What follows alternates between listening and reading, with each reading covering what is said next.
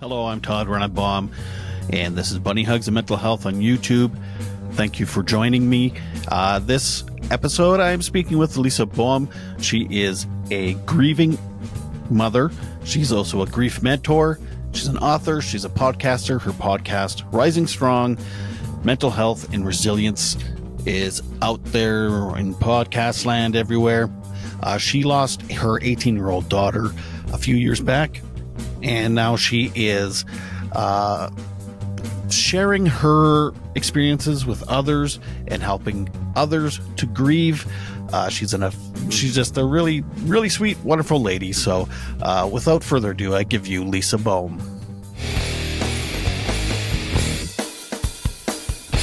Tell me a little bit about your life experience and how that got you into what you're doing. How that got to be? Well, when you lose a child and the resources out there are crap, you start thinking, what can I do to bring to this space to offer other grieving mothers some support? Is essentially, in a nutshell, how it came to be. We lost Katie almost 8 years ago. And since then, there's more books, there's more podcasts, there's more everything. But at the time, everywhere I turned, the message was the same. It was, your marriage is going to end. If you have other children, they're going to be facing a lifetime of mental illness. Oh, and they'll probably be drug addicts. It was negative, negative, negative. No hope, and not even any helpful strategies or anything else like that. Tons of Facebook groups. Yes, they are out there, but holy cow, talk about the black hole. And I have always felt from the beginning that I just wanted to make my daughter proud. I wanted her to be the one up there elbowing the other angels up there and saying, see that lady down there? That's my mama. So what happened with Katie? What was that situation? How old was she, and like what?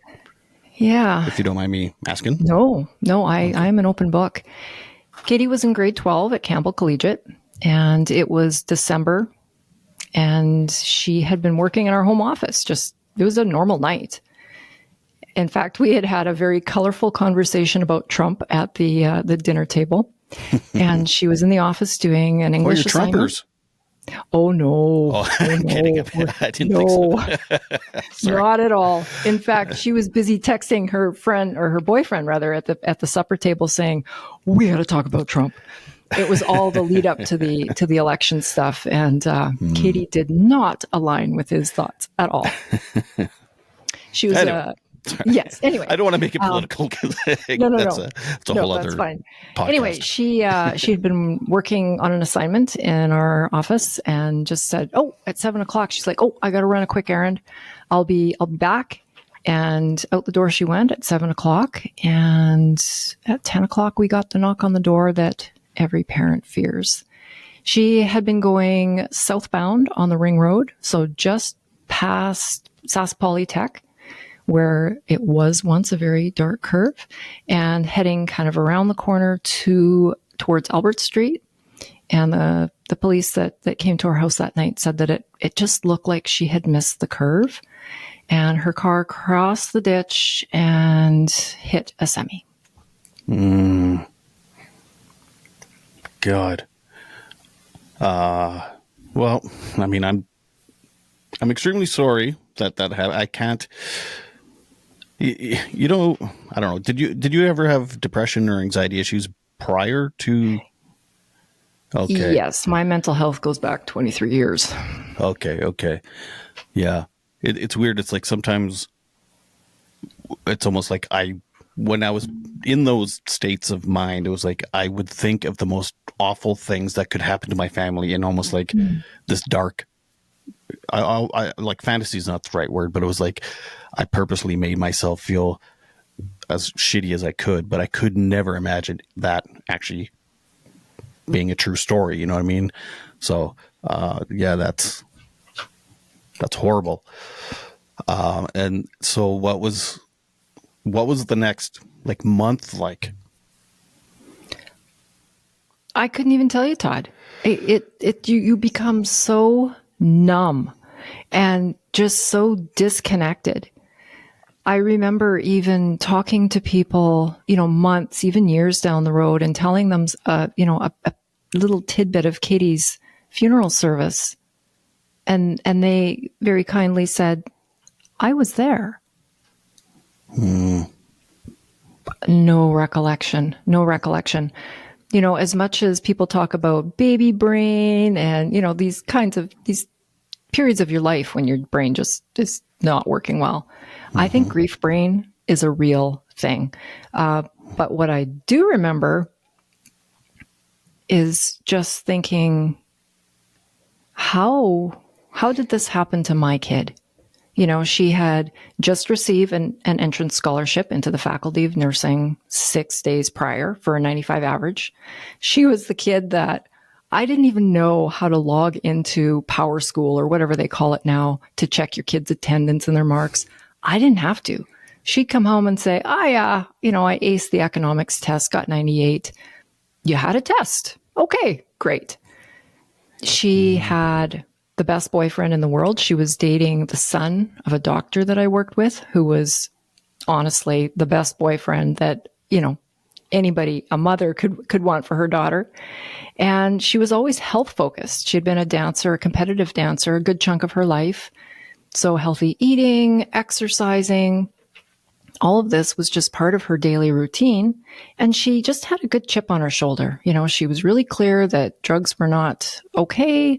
It wasn't something she wanted to partake in. And she hadn't really gotten into partying. So, you go through all these questions like, how does this even make sense? What kind of work were you doing at that time? You were a nurse? Well, I've worked at the cancer clinic for 32 years as a radiation therapist, which is just a fancy title that I'm somebody that is trained to give radiation treatments to cancer patients. Gotcha. And had been doing that for a long time, had been doing that part-time. And as well, I had been working as a health coach. And I was lucky, very lucky in the sense, because I had worked so long at the hospital up to that point, and have been really fortunate in the sense that I don't get sick a lot. I had a ton of sick time in my bank. So I took 10 months off, 10 months. And really at the beginning, my focus was holding my little family together. It's amazing how 3 people who are a part of the same family, love each other a lot, can grieve so differently. I was the person that needed to talk and to plan things and, have events, in Katie's memory, fundraisers, and do all these things. And my husband, bless his heart, he was 180 degrees opposite of me. He was pull into himself, just do the minimum. He would go downstairs and watch sports. If I was talking too much or, getting excited about something I wanted to do, I would literally get the hand. We were very, very disconnected for a long time. And then you get a 15-year-old boy mixed in there who has no coping skills, who has no real life experience when it comes to this kind of stuff, and is looking to his parents for some kind of leadership. I don't know if that's the right word even to use in this situation. We're a hot mess. We're speaking, but we're not aligned. And the last place he wants to be is at home, because it's pretty heavy to be at home. So he's hanging out with his friends, and they're offering him their best coping mechanisms, which as a 15-year-old, sometimes are not the best coping. So we were just a disaster zone. When I look back to that time, I think, how did we make it through? But when I started taking those 10 months off, my thinking was, okay, I got to hold this little family together. I got to make sure that we stay together, and I'll do what I have to do. And in the beginning, that's what it was. I drove my son to school. I picked him up. I made his lunch. I made sure he was up in the morning, which you do what you got to do, right? You know, my husband, I was trying to take as much load off of his plate as I could by, you know, like I ran the house. Like there were always groceries that, you know, everything was done. And then I crashed big time at about the 6 or 7 month mark. And it's something that I'm struggling with to tell people, but I think it's a part of my story. And I think it's important to share, especially for those who are grieving. Suicidal ideation became a battle that I fought every day. My husband and I have always enjoyed red wine. We like, you know, happy hour on Friday nights and charcuterie boards. And, you know, it wasn't a big part of our lives, but we really enjoyed a glass of wine. So when we traveled, we'd always bring wine home. So we had a pretty substantial wine rack.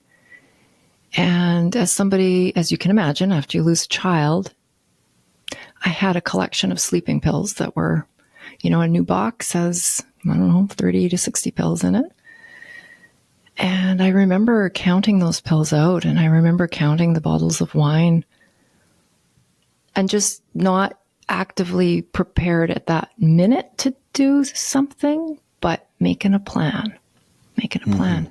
But in my irrational brain, maybe it was rational, I don't know, I kept getting stuck at this one point of thinking, do you take the pills first to make sure that they get in there? Or do you drink all the wine first? And just getting stuck there. And thank God I didn't have the answer to that question, because that I would just think, get stuck. And then I would kind of shelf that for a while. And honestly, I would have those thoughts for a long time. I don't even know what the time period was. But then my son was really struggling. And I remember just looking at him at the dinner table one day and thinking, Jesus, Lisa, if you take your own life, how is your son, or your husband for that matter, ever going to get their feet underneath them again? You absolutely cannot do that to them. But it was definitely a struggle. I actually just talked to someone, I don't know, a month back or something, and her son took his own life, and it was 2 years later her husband took his own life, and it was the same thing. It was just struggle, and so I'm assuming those thoughts are somewhat normal when grieving, especially if you've, like you said, you've had mental health issues in the prior to this anyway. So throw something like grief on top of it. I'm assuming it's a normal thing. Well, and I mean, Question? I'm not a professional. I haven't read the fine print in the textbooks or anything like that. But just speaking to hundreds and hundreds of grieving mothers, I have literally asked in a Zoom meeting where we've got tons of people, you know, who has had thoughts like this? And a lot of the hands will go up. A lot of the hands. Yeah. So because you're in such deep, you don't have the stats, pain. but through your own experience with this, it seems like it's not an uncommon thing anyway. For sure. Yeah. Yeah. So you do, so it's not just one-on-one, you'll do a whole group kind of counseling. And I don't call myself a counselor. I call myself a mentor. I'm actually a certified grief educator. And then I have, you know, like we joke, it's very inappropriate what grieving people will say, but I say we have a PhD in grief. Right. We have a PhD in grief. And while I think that there is definitely a space for professional counselors, therapists, and all of that, I think that peer support and talking to someone who is living what you're going through can really be empowering. And I prefer to actually work in groups because I think I'm not the knower of all things, but oftentimes when people get together and they share their experiences together, then you have other people who are bringing great things to the table as well. Mm-hmm. Yeah. Peer support is amazing. Just as a student of AA, it's amazing because, yeah, you get a little bit of everything, and you can take a little small bit from everybody's story, and vice versa. They're taking stuff from everyone else's too. So yeah, it's just this nice big room of wisdom and empathy. So yeah, 100% agree. Peer support, not taken away from one-on-one counseling, because that's another strategy that people need on top of peer support. Yes, in addition, for sure. Yeah. So how did you go from that jump from counting pills and wine to becoming a mentor? Wow. I think it was really an evolution. I think if you put it in those terms, you think, I don't know, how did I do that? But when you break it into the small steps, I remember shortly after that, I am somebody that always needs to have a project. And this goes way back. But so I had taken all this time off work, and I had a lot of time on my hands, and I knew I needed to work on myself and do all these other things, but I needed a project. And I remember saying to my husband one day, I'm going to write a book. He says, you're going to what? I said, I'm going to write a book. Oh, and then he just looked at me blankly. He said, well, what are you going to write about? I said, our experience. And he just stopped there. If you would have asked me 10 years ago if I would ever write a book, I'd laugh at you. I'd say it would be more likely that I would scale Everest. But here I was writing a book. And again, I wanted it to bring stories, not just my story, but other grieving mothers' stories into the book. And I wanted it to be hopeful. I wanted somebody to read this and go, okay, maybe I can do this too. So I wrote the book. And then after that, people were commenting on it, and it was like, well, do you have anything else? Do you have anything else, with this kind of messaging that you can offer? I created courses, but grief is lifelong, right? You don't take a 6-week course and then I'm done, right? So that's when I created this membership type of group mentoring. And so that's how it got to be there. And I suppose, like you said kind of earlier, like anything you were reading was very negative, and that's why you decided to take that positive spin on, well, not positive spin, but the positive side of grieving. Just giving people hope really was the underlying thing. So I know lots of people have, well, I suppose it's even worse for parents. Maybe not. I don't know. See, I'm just going to warn you. I'm been very blessed when it comes to grief. I haven't had to deal with a lot of grief, to be honest with you. It somewhat fascinates me and terrifies me because I know how I am already, and it's like, oh God, what's going to happen when something does happen? But I've had a taste of it. So I'm a huge animal lover. I love my dogs. They are members of my family. And a couple of years ago, we had to put a dog down, and I do fear for when that moment happens. I've had conversations in preparation for it. Actually, that's how concerned I am about it. Because we don't talk about death very often in our culture anyway.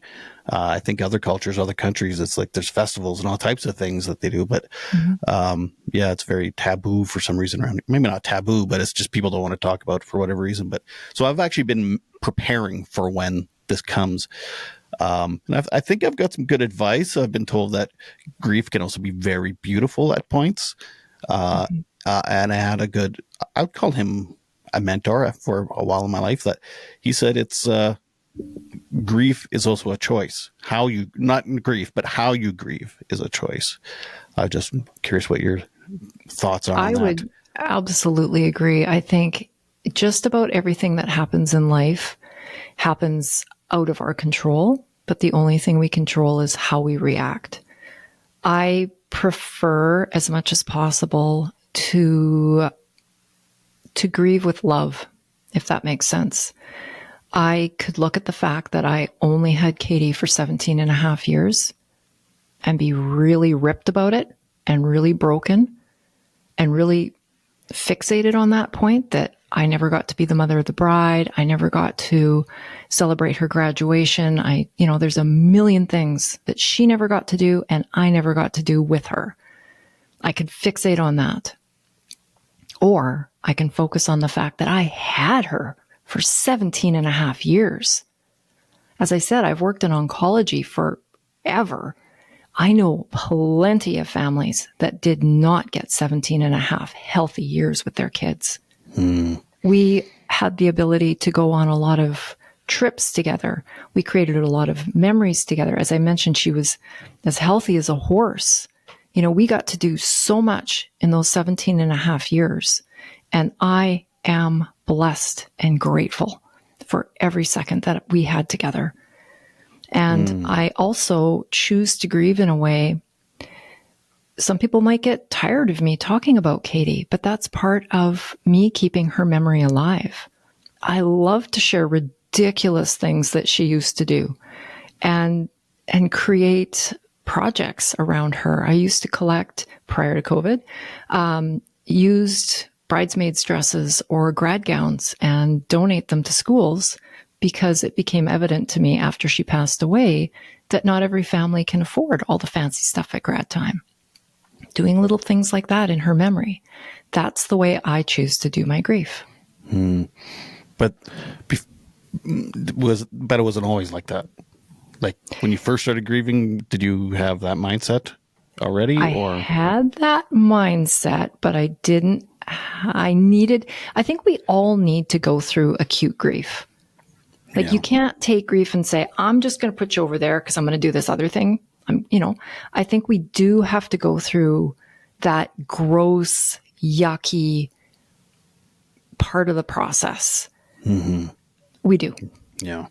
Because you mentioned you took time off and you felt like you were taking care of your little family, but did that kind of prolong your grief? Because it's like, I don't have time to do that because I'm taking care of my son and my husband.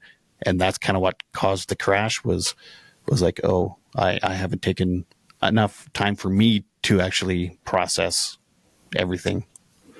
I don't actually know, but I know that I created some very helpful rituals right off the hop.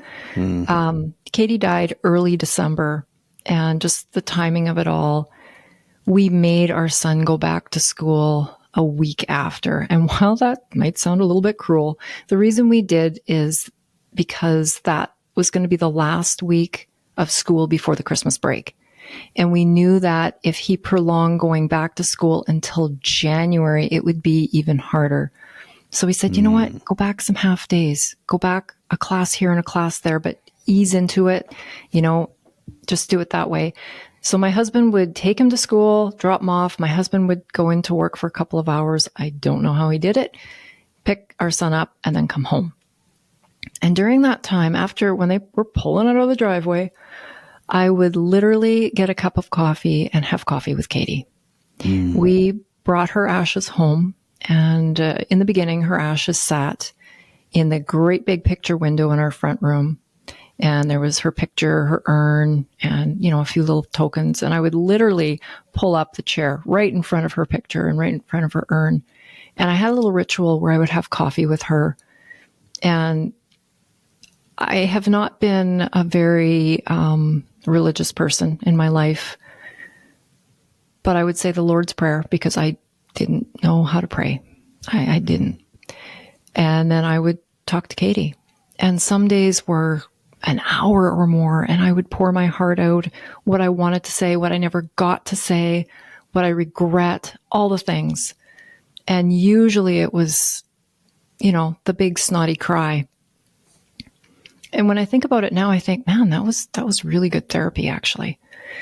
And then I would usually end it just by choosing one thing to be grateful for. So that was a ritual. But the crash, I don't know that it was because I wasn't taking care of myself. I just think that the yearning and the longing and the missing was so intense at that time. I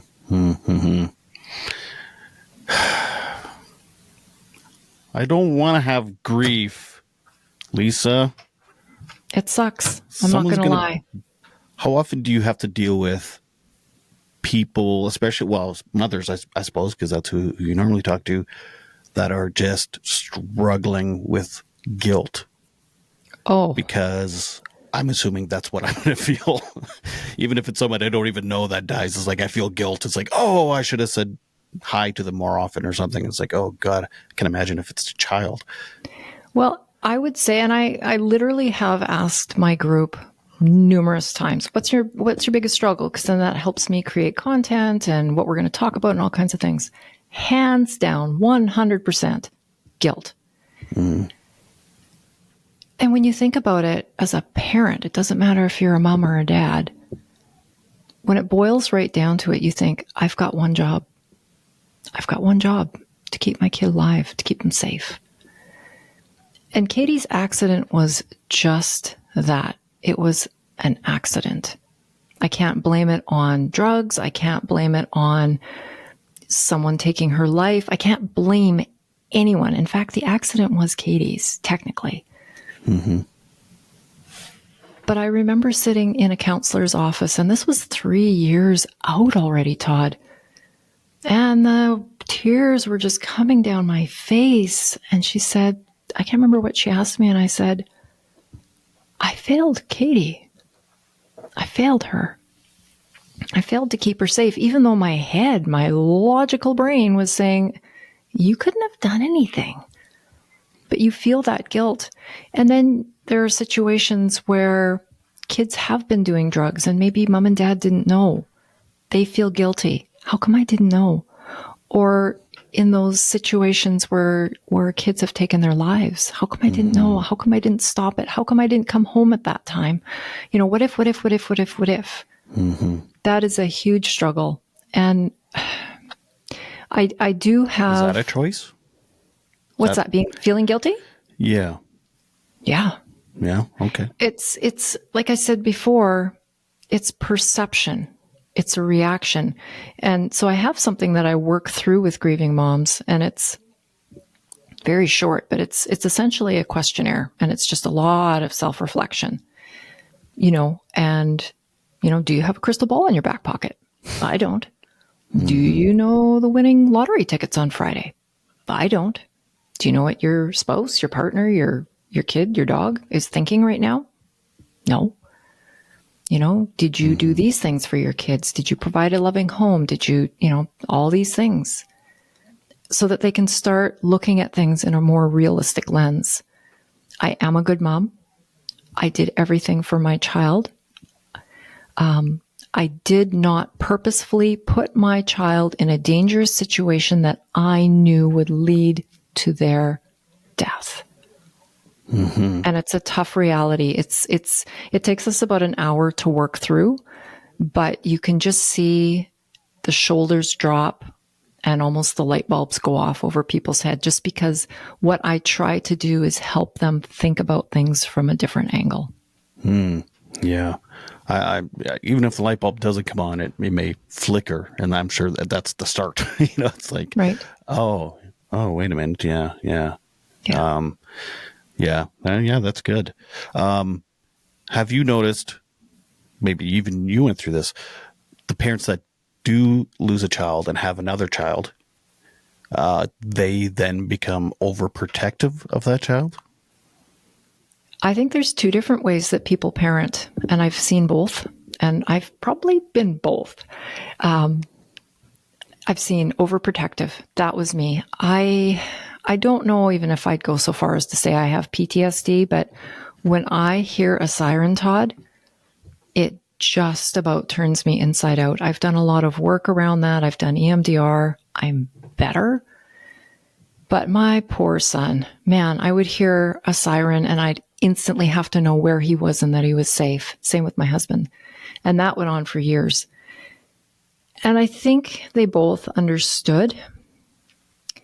But I've also seen parents who, man, life is short. Like, just go for it. Oh, yeah, don't worry about the rules. Just, go have fun. Do the things. Live your life. And I think both can be dangerous and damaging. I do think that kids need healthy boundaries. Call them rules, call them whatever you want. I think that does show love and concern as well. but there's a balance. We can't duct tape our kids to the basement wall for 10 years and hope that they'll be safe. You know, my son just got his driver's license after Katie died. He likes to drive fast. He has a sports car that goes really fast and that was meant to be driven fast. He is a boy. He has, Sure, it wasn't just meant to get girls. well, Little maybe, both. maybe a little. But you know, you say a prayer every time they leave the door, and you think, you know, I got to let him live his life, and I don't want him to develop paranoias and fears and mental health because of my hangups. Right. So it's, oh boy, it's a struggle. It is not easier. No. Yeah. Parenting is just, man, it is a mind F. 100%. Yeah. Couldn't agree more. Yeah. Well, since our son's left and stuff, and I've caught myself being overprotective with their mental health because that's something I dealt with. And it's like, it's a challenge. So then you feel guilty either way. It's like, I'm not doing enough. Oh, I'm doing too much. Either way, it's like, I'm like, what do I do? How do I do this? What do I do?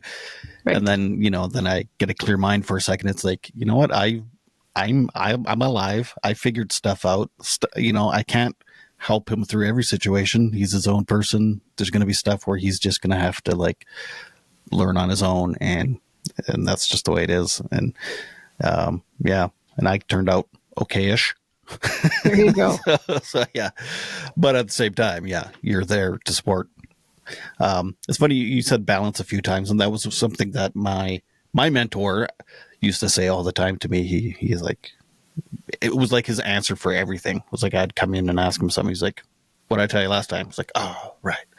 Like, what's the healthy balance here? Yeah. So, I love that word.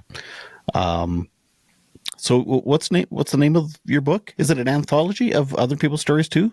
You said? I wouldn't call it an anthology, but it's got little snippets of other people's stories. It's called Journey to Healing, A Mother's Guide to Navigating Child Loss. So I interviewed 31 other moms and got their perspectives on their journeys. And mothers of kids of all ages, old, young, mothers who lost their kids from all kinds of reasons. Right.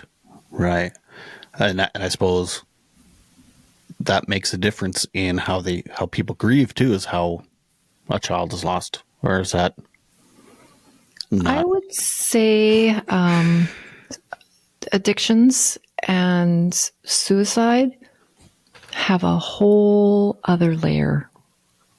Yeah. I really do think that those losses are even more complicated.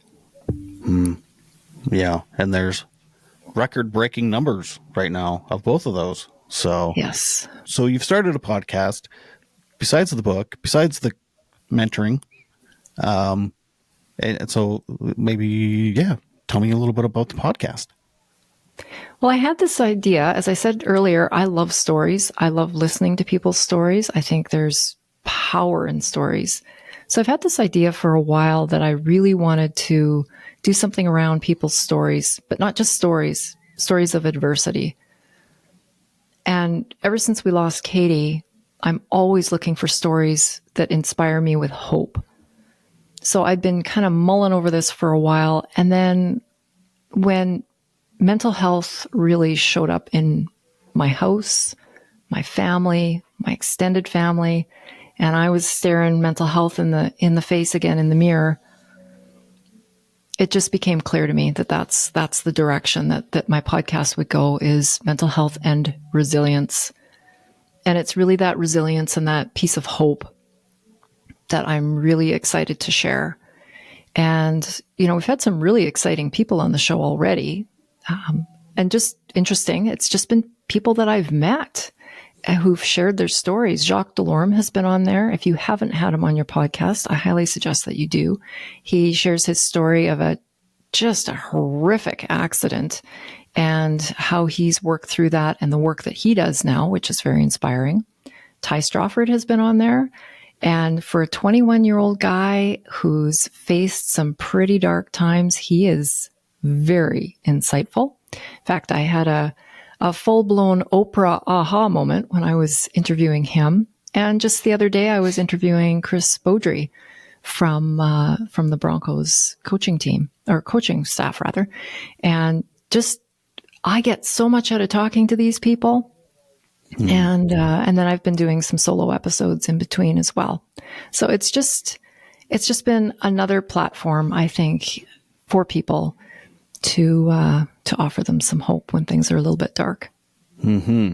Yeah, I consider my podcast a mental health service. So it's like you're providing another service of, well, probably both. I think people get a lot telling their story, and they also people get a lot from hearing their story. So, For sure. So yeah, it's there can never be enough podcasts and enough services available for people, especially in this province at this time of our being here on Earth, because it is lacking. Like, so there's been record of overdoses and deaths and or suicides.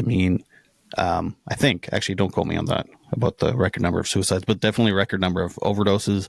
But a lot of those overdoses are not accidental.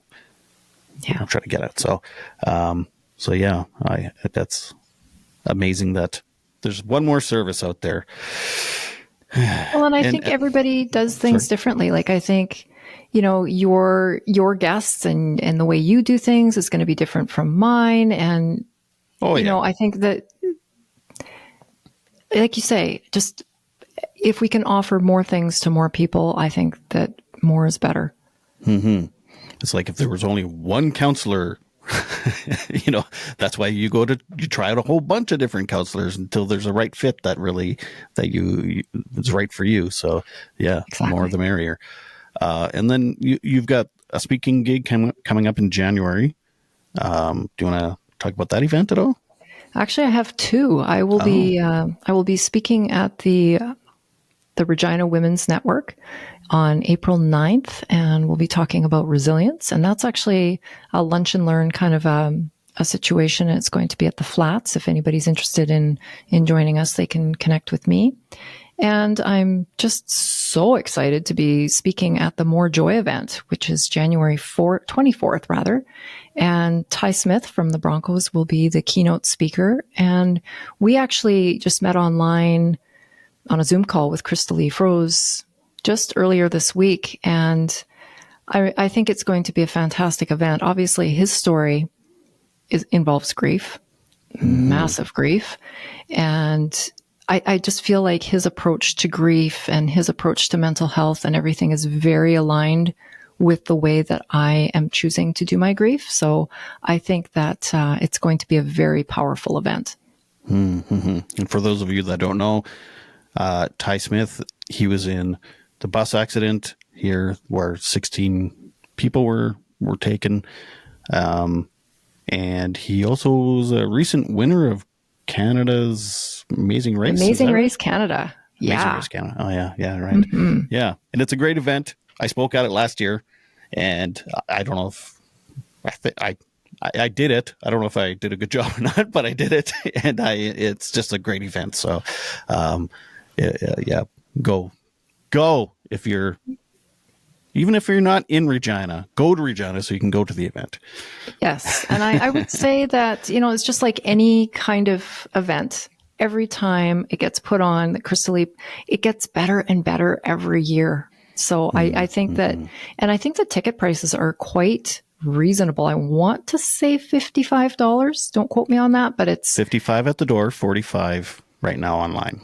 Look at you. You got all the details. Yes. Fantastic. So it's just a really uplifting evening if anybody's interested. Yeah. And super cash.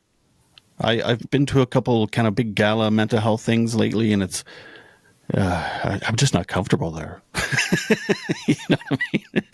I like the more casual ones. So, I mean, have as many events as you can throughout the spectrum of casual to non. But yeah, this one's very, very laid back. So Yeah. And don't forget the therapy dogs. There's therapy dogs on hand too. So if you're an animal lover, you'll absolutely love that. Yes, we'll traumatize the dogs with our traumas. With all our stuff. Those poor dogs. So this is called That's Somebody Special, and it's a Some Bunny Special. Get it? It's a segment where we chat about who cooperated in your mental health journey and helped fill your emotional tank, brought to you by Co-op. So who would you say was you want to give a shout out to that was really, there for you? I met two incredible women very early on in my grief journey. And you wouldn't think that that's where you would get hope from. But I went to an event 2 weeks after I lost Katie. And these two women, they were 4 and 5 years out from me, but their names are Jill Lee and Allison. Jill and Allison. I met Jill and Allison, and they were such an inspiration. And just through observation, I learned that A, I can do my grief any way I want, and B, that I can live in a way that makes my daughter proud. So big shout out to those two ladies. When you say they were 3 or 4 years out, you mean like they had lost somebody 3 or 4 years Correct. prior to you? They were further down the grief path than I was, but Gotcha. Because they were further down the path, I could see that maybe that's how I could look with my grief in the future. Be sure to subscribe and to like this video. You can listen on Apple Podcast and Spotify. This is Todd Rennebaum saying, make your beds and take your meds. Keep watching for more interviews with incredible people telling their stories of resilience and adversity with mental health and mental illness.